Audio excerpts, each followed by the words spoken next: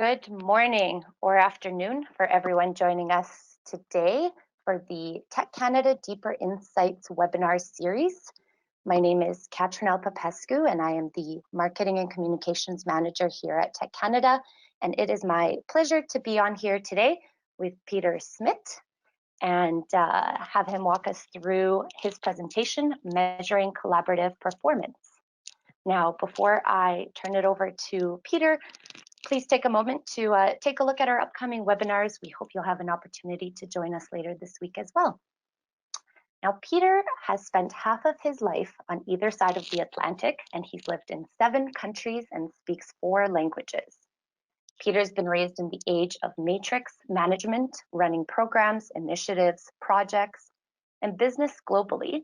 And he has long been a proponent of collaborative and the tools that enable us to be able to do that.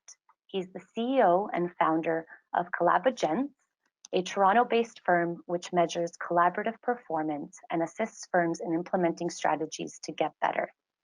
And now, without further ado, I would like to turn it over to Peter. Peter, thank you again for joining us. And in terms of questions, if anything comes up, please feel free to send them in, and Peter will be able to answer them throughout the presentation. Thanks, Peter.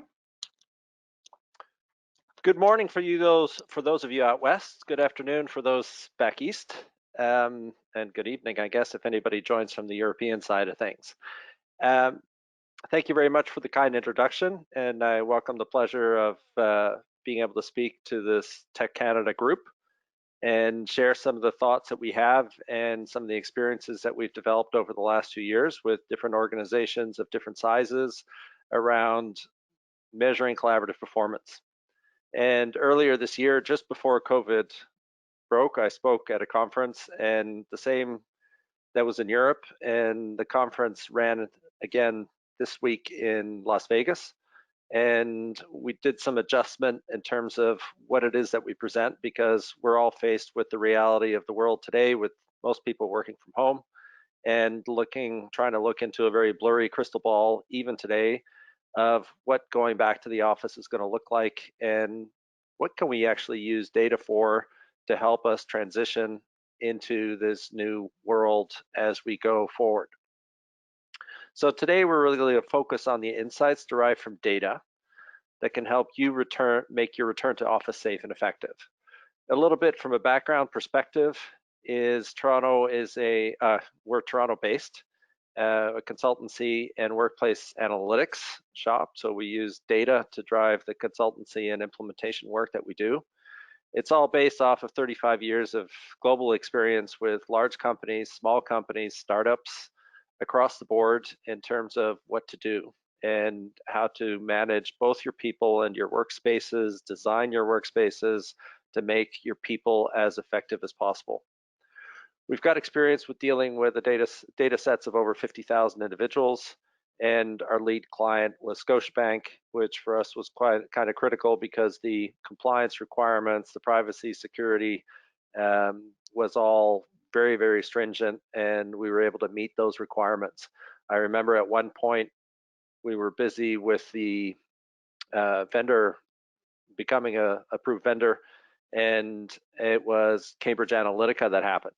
And Cambridge Analytica, for those of you who remember, a couple of years ago was a big scandal in terms of sharing the information and what the information was used for. And we had already passed the hurdles of privacy and security, and they all came back with lots of questions and probably delayed the whole process a couple months. It's all about what can you do with it.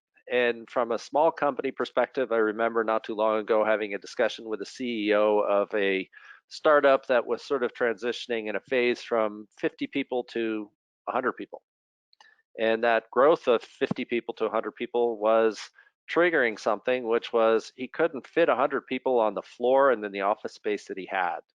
So he was going to actually rent another floor in the same building. And I don't remember if it was above or below, but that's kind of academic. And what was keeping him up at night was, who do we actually move to the other floor? Which departments or which groups, or how do we split that up? Because as a CEO of a company with 50 employees, he had direct relationships with everybody. And he was afraid he was going to lose touch with people. And people would lose touch with each other. And if people work really well because of them sitting very close to each other, what's going to happen when we go upstairs? And those are the types of things that you can actually use data to figure out who really works with each other and how can you develop a strategy that goes with that. So we are today 3 months, I guess, into lockdown.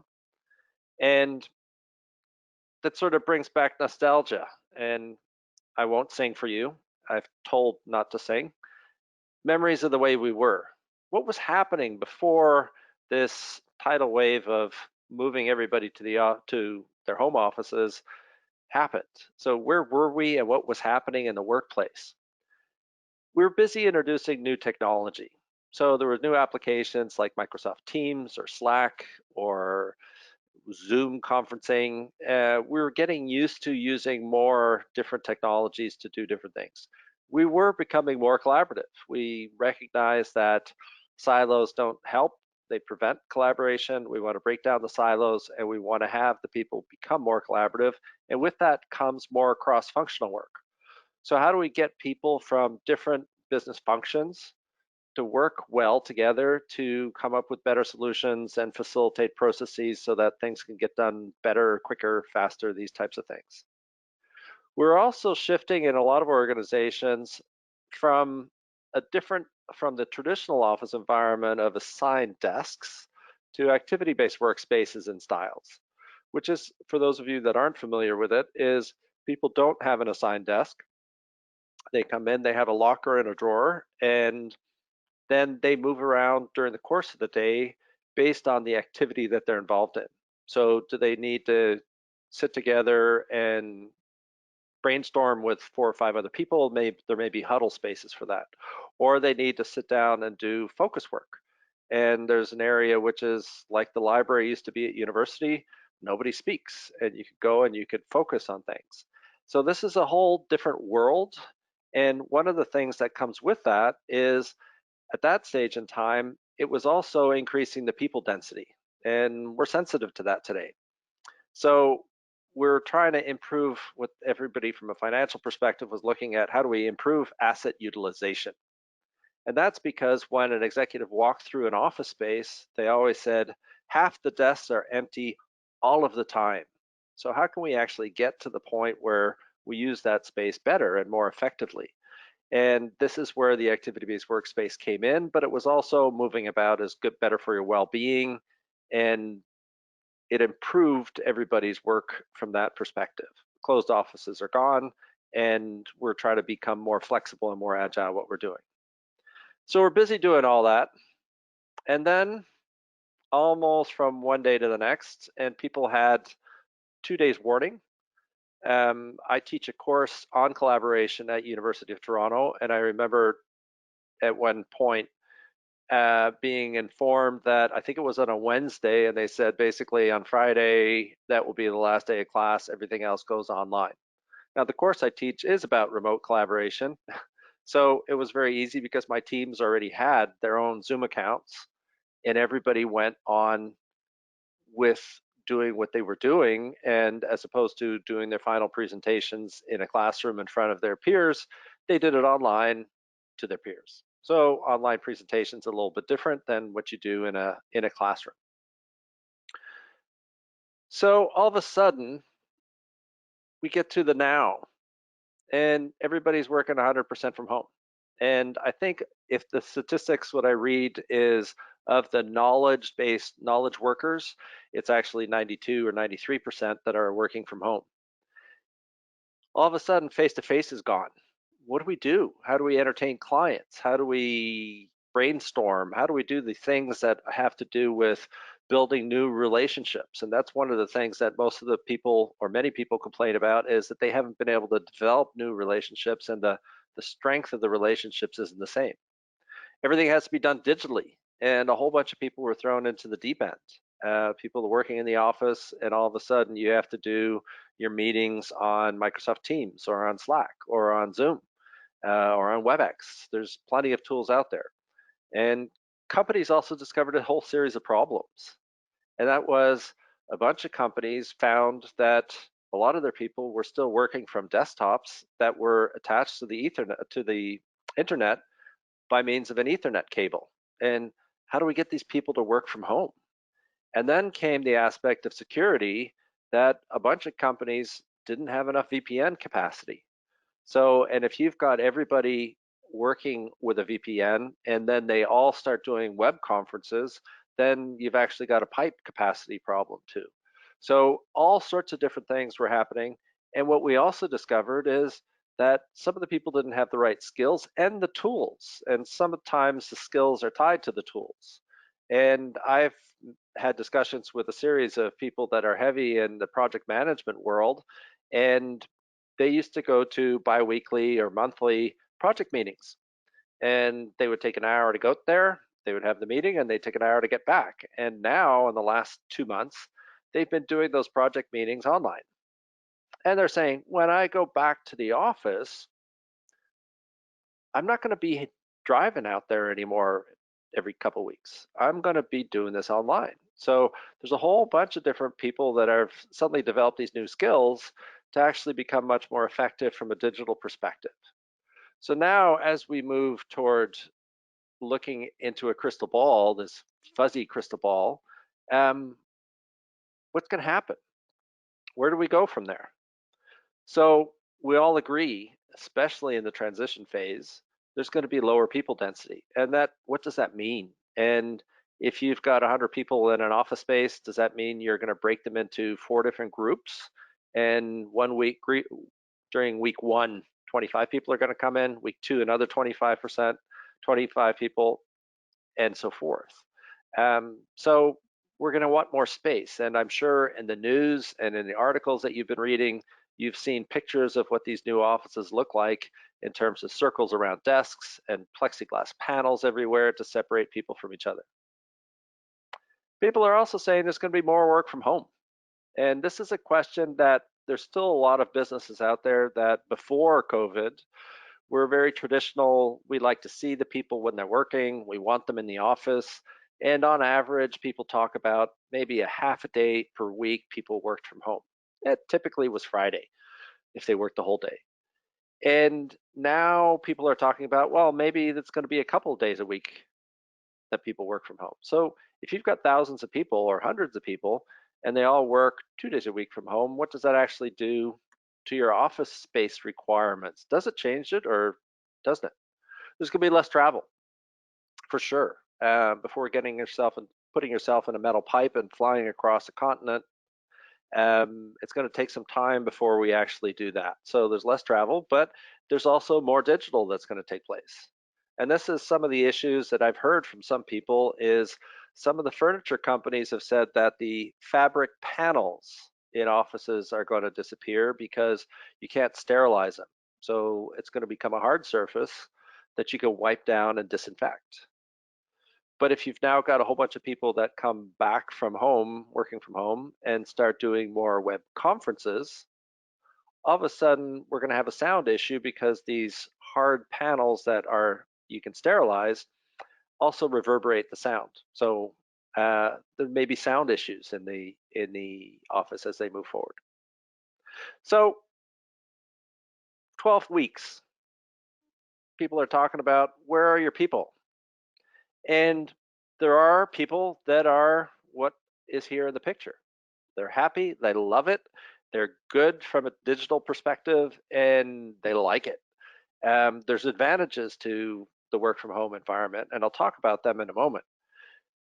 On the other end of the spectrum, you got people that are sinking. And more, if you read the press and the business periodicals, we're hearing or I'm seeing articles about the well-being of people, the high levels of anxiety, the stress levels, feeling isolated, and these types of things. So it's very important for you to understand where your people are.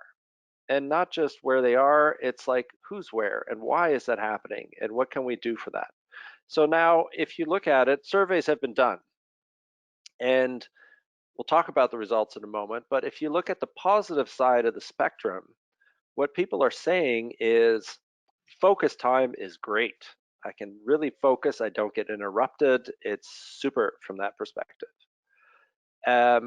On the opposite side of the spectrum, it's people are feeling isolated and they're not being as creative as they think. The learning doesn't happen. I've got a or mid-20s son who says, I'm not learning anything like I used to. Peter, sorry to interrupt Yes. you. I have noticed that we are on the upcoming webinar slide, and you had mentioned some data, so I'm just wondering if you are working through your On the presentation. upcoming, you're not seeing. I'm We are changing not it on my. I'm seeing. changing it on my screen. So this is what I talked about in terms of what it is. I apologize for that. Um, Lead client Scotiabank. I talked about that. The nostalgia was now you understand what I was talking about. I had it on my screen. Memories of the way we were. So this is reflecting back in terms of where we were and where we were going. Introducing more technology, becoming more collaborative, shifting to the activity-based workspace, increasing people density, increasing space utilization, et cetera. And then we had COVID that came. All of a sudden, we were talking about 100% from home, no face-to-face, everything to be done digitally. Companies discovered problems, lots of desktops that were still connected to Ethernet through an Ethernet cable and not having the right tools and skills. So people have learned. I've talked with organizations that within the first 2 weeks of working remotely realized that they didn't have the tool sets that they needed and have done massive rollouts of Microsoft Teams, Cisco Teams, Slack, just because they provide better than a standalone web conferencing and email and messaging application. So post-COVID, we're looking at lower people density, more work from home, less travel, and more digital. So these are the things that we have to look at in terms of what we see in that crystal ball. So where are your people? This is where I was at when you notified me that you were looking at the wrong screen here. So there's a bunch of people that are happy. There's a bunch of people that are sinking, struggling, and high anxiety, stress. Um, they want to get back, and it's people's fuses are getting shorter. I think with the high levels of unemployment, it's also an indicator in terms of what's or a cause of a lot of what's happening around the world from a protest perspective.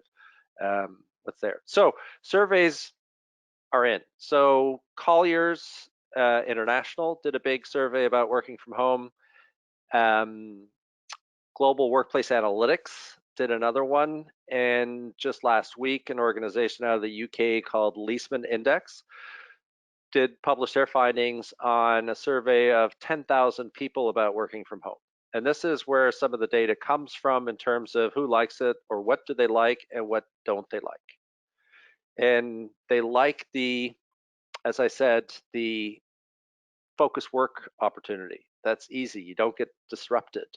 Private conversations are easier at home because even though you're doing it on a web conferencing, nobody else is listening in. You're not sharing it with anybody. You can talk one-on-one, these types of things.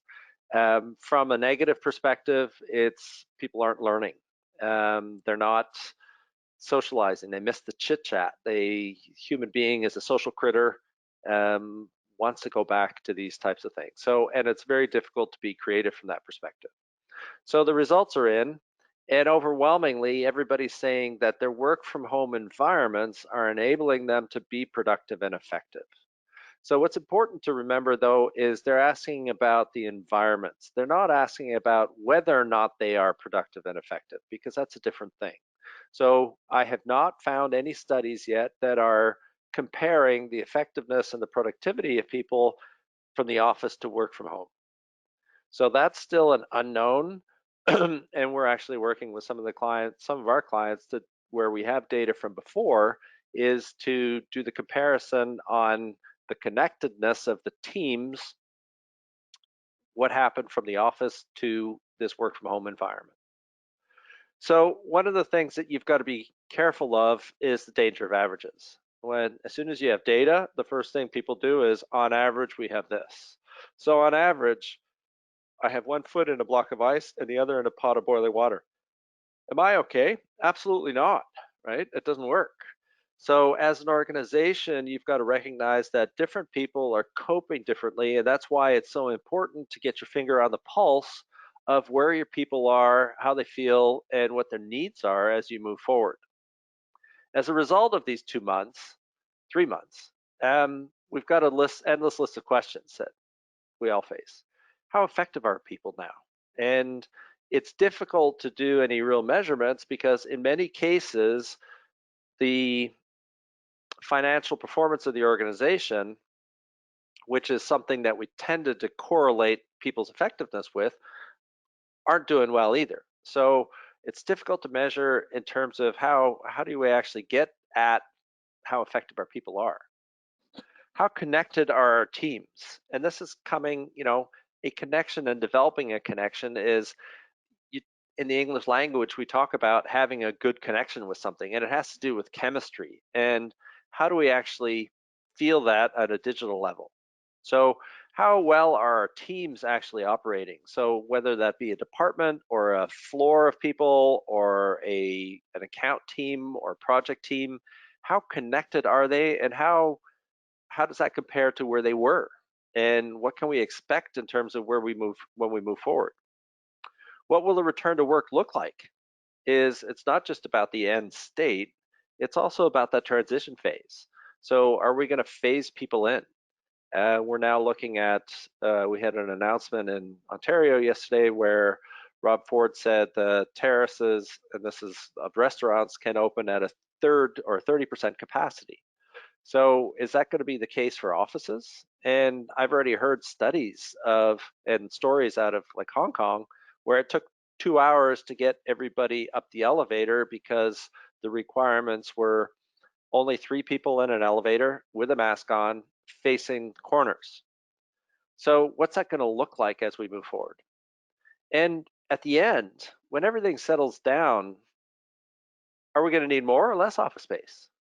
On one hand, we want more distance from everybody, more space in the office. So that says we may need more office space. But if more people are going to spend more time working from home, does that counter it? And we don't know where that balance is going to be. And it may be very different for different organizations. We've seen a number of very large organizations make announcements that basically have said, we're done with offices. We're going to continue working from remotely. And what does that look? And here comes a fundamental question, which is what happens to our culture? And how do we develop culture only in a digital environment? And how do we maintain culture in all these different aspects? So this is some of the things that we need to look at. So in the next half hour or so, where will we go and what will I talk about? So I started with a title that says measuring collaboration. And for many people, collaboration has been a soft and fuzzy, squishy thing. How do we actually do that? So I'll talk about that. I'm then going to talk a little bit about connectedness. So how do we actually take this measurement of collaboration and turn that into a connectedness of a department, a team, a group, whatever it is that you're looking at from your people perspective. And then I'll talk about several solutions that are applicable in the COVID return to work or return to office environment that come out and could be strongly impacted by data insights. So before I jump to the how, the why. And this is where organizations have always been wrestling is we want to increase productivity, and we understand that collaboration and innovation both are contributors to improving that productivity perspective. And what we're kind of looking to do now is we want to have influence on our knowledge workers, similar to what happened to automation to the factory workers in the Industrial Revolution. So we're a big believer and have deep expertise in the area of collaboration. And what we'll be talking about is really this axis in terms of the impact of collaboration on productivity as we move forward. So why collaboration? Is the general consensus is, and people accept that increased collaboration will lead to better, faster decisions and solutions, which will result in a boost of productivity and improved financial results. So we want to collaborate more because we'll get better, we'll be faster, it'll improve productivity. And this is where we're still looking to make that bridge and tie changes in collaborative performance to boosts in productivity. The objective isn't just to collaborate, it's because what we want to do is leverage the collective experience, expertise, and knowledge of the organization to its maximum benefit. So if team A in one location solves a particular problem for a client today, and tomorrow team B in another location is confronted with the same problem at another client, how can we transfer that information? It There's a lot of duplication of effort in many organizations. So how do we actually create an environment where experience and knowledge is accessible for people? So it's our thesis that a change in collaborative performance is a proxy for a change in productivity. So if we can actually measure it and we can actually see that change in productivity, we can actually see what the actual impact is on the business. So what is collaboration? This is where people have a tendency to say well, I had a collaborative session. And the collaborative session typically is seen as being a bunch of people together. But we'll hold on to that thought for a little bit, and we'll talk about that as we go move into the digital side. But face-to-face collaboration takes place in a meeting room. This meeting room in 6 months' time may actually only have half the people in there because of the size that will dictate how many people you're allowed to have in the room. I've seen many pictures already where they've taken half the chairs out of every conference room. But it also takes place in the office space. Somebody sits down at a desk and somebody comes by to brainstorm, to toss some ideas, to test the waters. So it's also unscheduled, informal collaboration that takes place face to face. And that's why people share space together, because there's something in common that they can discuss. Then there's the whole digital side of it, which starts with email, messaging, web conferencing, creation of documents and sharing of documents. All these different things also contribute to it. So what happened 12 weeks ago with the lockdown is face-to-face disappeared and everybody moved everything to digital. And now we're coming out of that and we're thinking about coming out of that. And the question is, when we go back to the office, is how much are we going to go back to where we were? And that goes back to the question in terms of, are people going to work more from home? And what tools are we going to use? We have new skills, and we were thrown in the deep end. We learned to develop these skills, and we move forward. So measuring collaboration, what we do is we look at the individual in the center here, and that individual has a series of relationships with different people.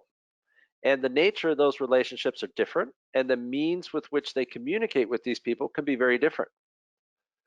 So people meet, they interact, they message, they email, they web conference, they telepresence, which is the big screen. So it's almost as good as being there. We share documents and we have social. And it's that collection that's best. And some teams do everything real time, either face to face or web conferencing. Other teams use messaging applications like Slack. And there's no right or wrong. And each team, based on circumstances and preferences, can actually communicate and collaborate quite differently with that. And this is also with the concept that somebody sitting quietly in a corner, apparently quiet in a corner, could be very collaborative because they're busy sharing a lot of information with other people and conveying information to other people. So we sum that. And what we really do is we look at the summation of all that collective behavior in a lot of data. And out of that, we can look at behavior, we can look at scores, we can look at departments, we can look at floors, we can look at or spaces, and we look for personas. And what's important to understand is this is not about any single individual. This is about what's happening in your organization and how do we make your organization collectively stronger and better. Because you don't collaborate on your own. I may say, me, myself, and I had a meeting. We had a big debate, but no, that's not collaboration. So it's not about the individual. It's about how teams, departments, functions work with each other and how the organization works with each other. And we'll talk about the privacy and GDPR requirements that come at a later date. So data sets, and this is all possible. And what you've got to keep in mind is you can get data in all sorts of formats and use them for different things. We've had organizations that did large scale uh, exercises and initiatives based on just email data and some HR data. So we'll talk about that. So face to face is Wi-Fi. That's the Wi-Fi symbol in today's environment. Wi-Fi is pretty much ubiquitous, and the retail industry years ago already developed technology where they could see when people walk down aisles, how long they stopped in front of which displays, just on a phone that's not even logged in. It's just a phone that's walking down an aisle. So you can look at the social interactions and the meetings. But the Wi-Fi tracking from a collaboration perspective brings one advantage, but it also brings some other things. So in today's world, we want to get an idea of space utilization. So how close to maximum capacity are we? And which spaces get used the most? And what type of space do we have a shortage of? The flip side of that is if you do this, you can actually make space availability visible to others. So you can walk out of the elevator, you can have a screen that basically has a heat map that shows green zones, red zones, and yellow zones. The green ones is where there's lots of space available. The red zones is where it's full. So people don't want to go to the red zone because they know they're not going to find a seat, excuse me. You can also score your spaces in terms of how well they're used and how collaborative the people are in it. And in today's world, we'll talk about this a little bit more later, is you can actually trigger alerts. So if you say from a COVID perspective is this floor only has a capacity for 100 people, the moment the 101st person shows up in that space, you could have an alert go. And then you decide where it goes. Does it go to HR? Does it go to a security guard? Somebody, right? Or if you've got too large of a gathering of people in a particular space. So we don't want to have 20 people hanging around the coffee machine. So these are the types of alerts that can come out of that data set. The digital applications, it all depends on what you use and what kind of questions you want answered. So you can pull data out of just about every application. And these applications all have activity logs. You can use APIs to pull the data. And we'll talk about how that gets handled in a moment. And then typically that gets paired with some human resources data on the department the individual's part of, the location where they're assigned or seated, tenure, level, these types of things. And what's really important and that everybody needs to understand, again, as it's not about the individual, is all data gets de-identified on-prem at the client. So no personal information or content goes anywhere. And this was very important, and this is especially when we were working with Scotiabank. It was critical that everybody make sure that no data they verified it before it actually came out to us to do what it is that we do. So those are the data sets. Now, Peter, sorry to yes. interrupt before we move on to the next topic. There's a question that came through related to what you had previously shared about behaviors and working styles. And this came from Daniel, and he would like to know what your opinion is on behaviors that either promote or, as he put it, kind of kill collaboration or sort of hinder collaboration. So if a while back, we actually did a survey on a webinar with about 500 people, I think, if I remember correctly, and we looked for the obstacles to collaboration. So what prevents us from collaborating? And what came out of that data set of 500 people, if I remember correctly, and I'm going to say it was 37% or so actually said it was lack of common objective or vision. And because we don't really know where we're going, it makes collaboration very difficult. Leadership comes out also. Typically in that study, I think it was less than 10% actually said it was technology. So technology is not the inhibitor.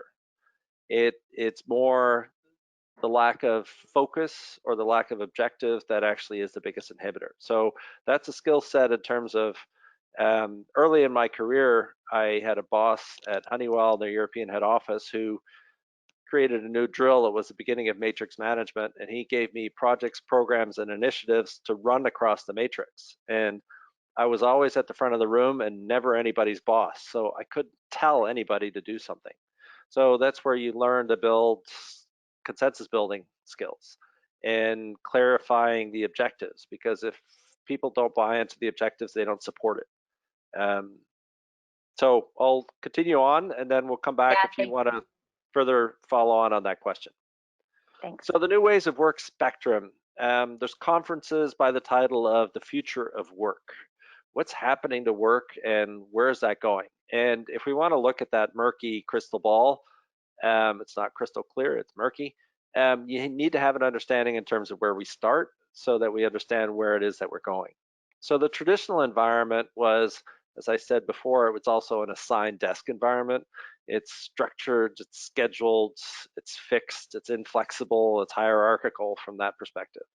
And where we want to move to is this new way of work, this magical thing where we're flexible, we're cross-functional, we're spontaneous, it's dynamic networks, it's agile-like, the more digital. In the traditional environment, we typically, from a management perspective, talk about command and control. It was, I'm telling you to do this, and I want to see the people that work for me. And a lot of traditional managers have had a very difficult time because they had no idea and they're not comfortable managing a remote team. I want to see the people. I want to sit down and say, well, what'd you do today? Or what'd you do this week? These types of things. So the question that comes is when we have changes that take place, so the change to activity-based workspace, or in this environment, now the return to the office, or having new tools made available, do people continue to work the way that they used to, or are they shifting? And it's not so much a measurement per se for an individual, it's more about what's the change that takes place that is actually of significance. And in the new spaces, huddle spaces are intended to enable this. And a while back, I was talking with an organization, and they actually had the huddle spaces bookable. So you could go on a reservation application and you could book a huddle space. And which is contrary to the intent of why huddle spaces were created, because it's trying to create the spontaneity and agile behavior that says, let's get Joe, Bill, and Mary, and let's sit down and work this out. So these are important things to know. And this is also, where are you now as you work from home, and where do you go moving forward? Now we come to the subject of connectedness. And this is what I mentioned before, is people talk about having a good connection, and this team has a great connection. And that always, today, till 12 weeks ago, was all based on people seeing each other, people talking to each other. And so now we've got to take a look at it and from a different perspective, because it's all digital. So we can look at the profile of an individual, and we never see who that individual is. We just know the profile of the individual and how they work with others. And what we can do is we can look at that strength of that relationship between them.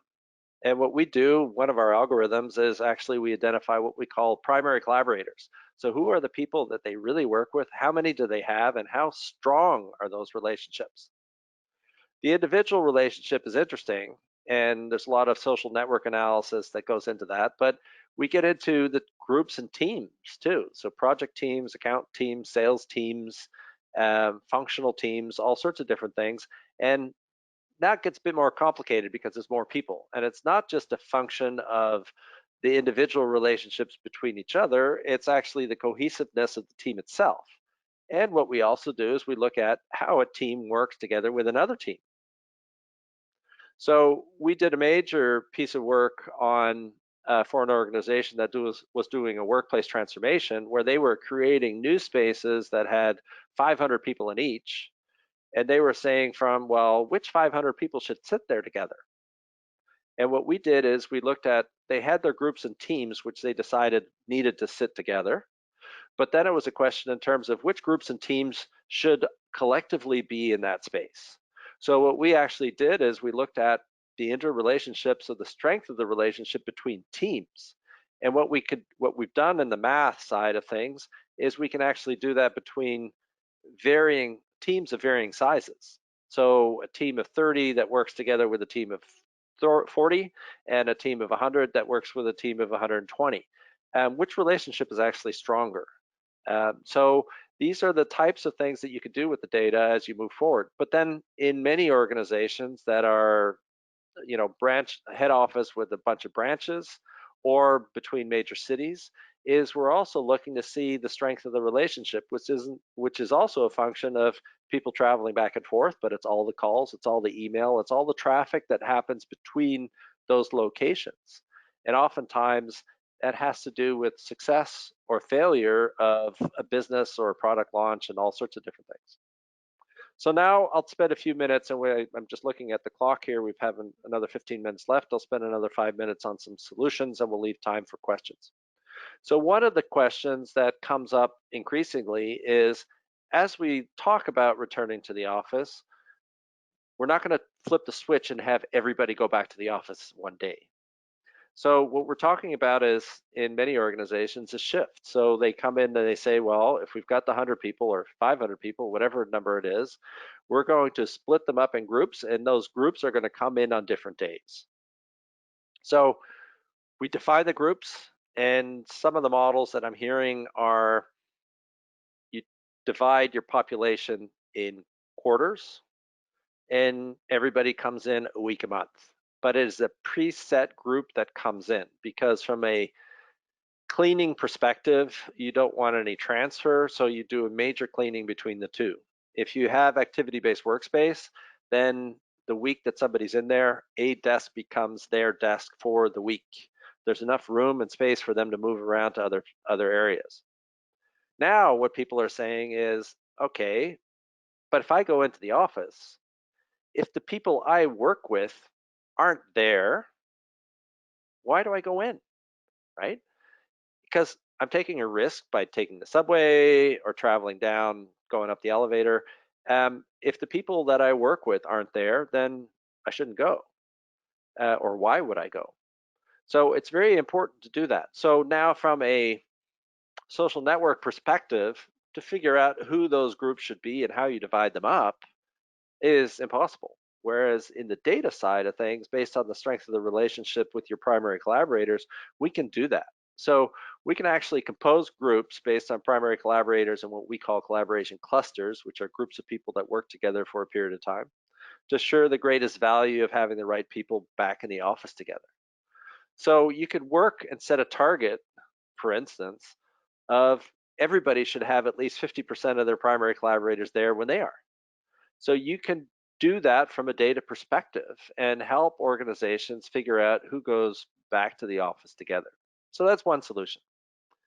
Another solution that we look at is the workplace and the workforce dashboard. So you can actually start gathering the data now in terms of looking at the effectiveness of the people, but then as you start transferring back to the office, things change, and you want to be able to monitor what changes. Is it going the right direction? Is it going the wrong direction? So we talk about this as being the foundation for an evidence-based workplace strategy, policy, and decisions. So what is the objective? So the idea really is to have your finger on the pulse of how staff are working and how effective they are as they transition to a new balance of work from home and office, while optimizing your office utilization and requirements. So as you go over time, you can see how your space is being used, how effective your people are, which is going to help you figure out what your actual requirements are from a space perspective. I see many organizations that are basically, over the next 2 years, not going to make any major shifts in real estate, but there may be opportunities to consolidate or need more space. It all depends on what happens as we move forward. So what elements can you actually look at from that perspective? You can look at the space utilization, which I mentioned before. You can look at the collaborative performance of the groups and teams and individuals, the personas. So personas, it's the type of person. You've got a persona group, which is two examples. One is somebody who comes in, finds a desk, and spends 80% of the day there. It's a lone, it's the individual contributor. they sit there, they work in one space. Somebody else who comes in arrives at the office and basically spends the entire day going from one meeting room to the next meeting room to the next meeting room. Probably a manager of some sort or manager of managers, these types of things. And then we want to look at the team and group connectedness in there. Then there comes the space requirements. Utilization is one aspect, but the requirements that you need is, do you need more smaller meeting rooms or more big meeting rooms? What kind of real estate distribution do you need from a design perspective? We want to look at the remote from work piece, change over time. So again, we want to monitor what's happening so that you can have a better understanding what's happening there. And we can also help with leadership effectiveness, which is, as I mentioned before, there are some managers that are not comfortable managing teams that they don't have. So these are skill sets, hopefully, that in the last 12 weeks they've developed and they've learned to live with. And we can see which teams, which departments actually have much higher collaborative performance scores than others. That was the second one. Space utilization is another one, which I mentioned before when I was talking about the Wi-Fi perspective. And this can give you a picture in terms of how your space is being used. Space utilization, space availability, which in today's world I think is more and more a value. If, for those of you that are in Toronto, if you walk into the reception of Deloitte in the new building on Adelaide and Yonge Street, they actually have a display screen up next to the elevators, which actually shows the occupancy rate of every floor. So you can see how heavily occupied they are or not, and it's not a very costly thing. The Wi-Fi tracking has come down massively from a cost perspective and offers great value in terms of where you're going. In the COVID world, it's the alerts that are becoming interesting too. So how do we actually signal? We can signal a floor overload. So we've got too many people on a particular floor, which is contrary to what the objectives are in terms of how we do that. Or you can break it down into zones or even conference rooms in terms of how many people are there.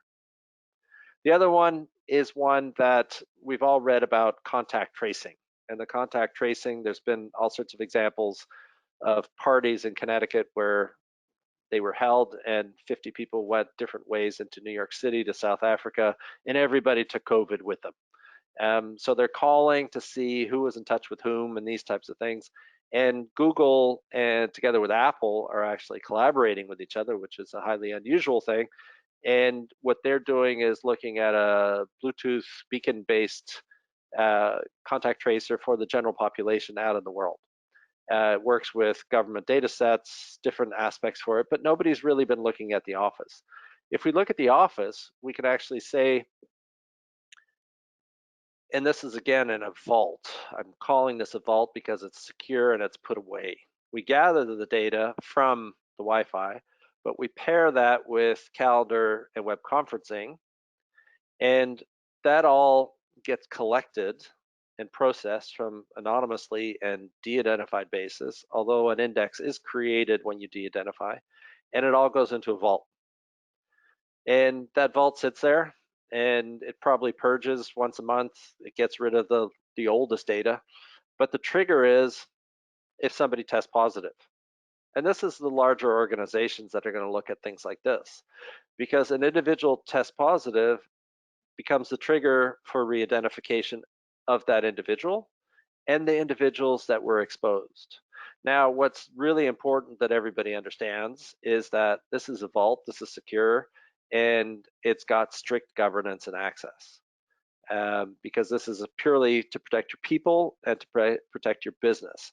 But these are the types of scenarios that can come out of the data world. Now, in summary, people talk about data cubes. I call this a magic data cube because it provides all sorts of insights. It's not a crystal ball, but it provides answers. From a technology perspective, you can look to see how effectively applications are being used, if the implementation's gone well, if the right people are using them the right way, and the rooms and spaces are being used, especially if you're equipping conference rooms and these types of things. From a real estate perspective, I touched before, is who actually shares space with each other. You can do that from a science perspective.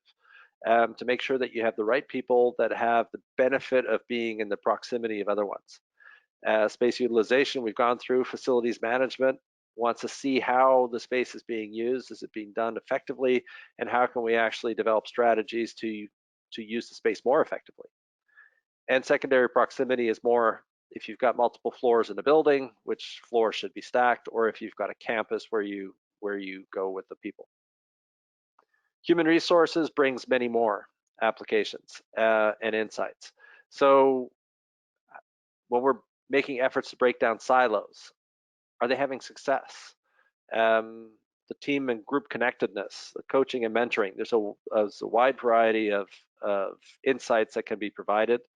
And then ultimately we can look at the branch networks. So how well are the branches cooperating with each other, collaborating with each other, and head office? We can look at business process, even sustainability we can look at, and ultimately project management that comes out of that. So there's a wide variety of stakeholders that all can benefit from data and the insights that data can provide. It's scalable. You can do this with a couple hundred people. You can go to thousands of people. And it can provide great insights to each of them. So I encourage you to get your finger on the pulse, know more about your people, the effectiveness of your people, the office spaces you have, and how effectively they're used, and make great decisions, informed decisions about your people and the tools and the spaces. So with that, that's a conclusion. I see we have 5 minutes left. I apologize for the hiccup on the start of the presentation. Thank you, Peter. And of course, the recording of this will be up on the Tech Canada website, and we'll share the slides. So for anyone that missed them earlier, they will be on there as well, along with Peter's presentation. I don't see any new questions, Peter. However, I have one myself that came up for me during your presentation when you talked about a lot of the office tracking, both of movement as well as ability to, make sure everyone's working more collaboratively and working in a safer environment. How comfortable do you think employees will feel being tracked while at work? I know you had talked about it going into a vault, obviously that vault being very safe. However, of course, in the past, there have been hackers that have found ways to get into the most secure system. So how do you keep employees feeling comfortable, and what are some of those processes that are required to ensure that? I'm a big believer that in openness and transparency. So if an organization needs or wants to look into using data, then that needs to be made open and the purpose for which it's being used. And if you suddenly say you move into a new space and they say, this is really great space for me, it works well for me, and all the people that I work with are here, so yeah, it's great, is people need to understand that it's great because data was used to make it great. So you have to show the benefit of it. Having the heat map available to show you where space is available so you don't end up endlessly looking for space. You can say, oh, on the third floor in the northeast corner, there's space available, I'll go there. Those are the benefits.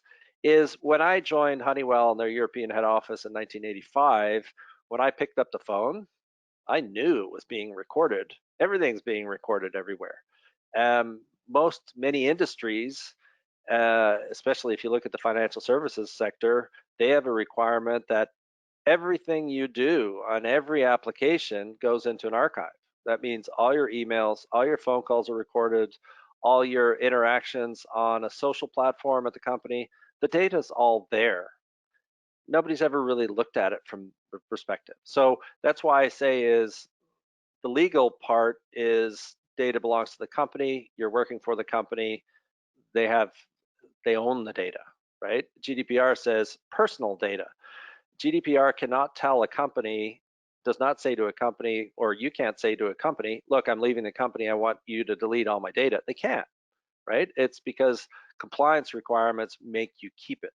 What you can't do is start tracking individuals.